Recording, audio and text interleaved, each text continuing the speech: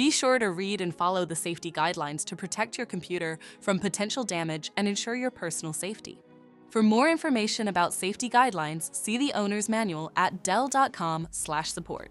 Before you begin, turn off the computer and disconnect all the attached peripherals. Before proceeding, ensure your computer is in service mode. To enter service mode, press and hold the B key on the keyboard and then press the power button. Now, the computer will boot up and the owner tag information is displayed on the screen. Press any key to proceed. The computer will emit 3 short beeps and shut down, indicating it has entered the service mode. Loosen the captive screws holding the base cover in place.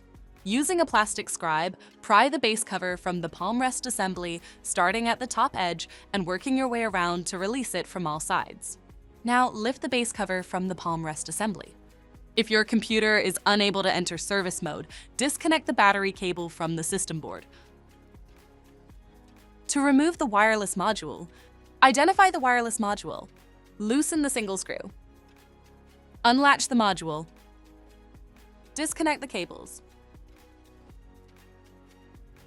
Lift the module out of the system.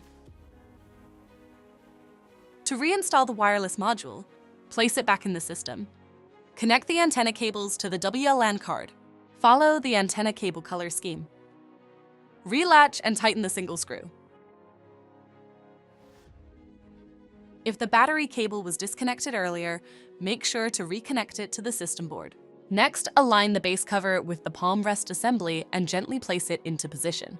Tighten all required screws to secure the base cover in place. To exit service mode, connect the AC adapter and press the power button.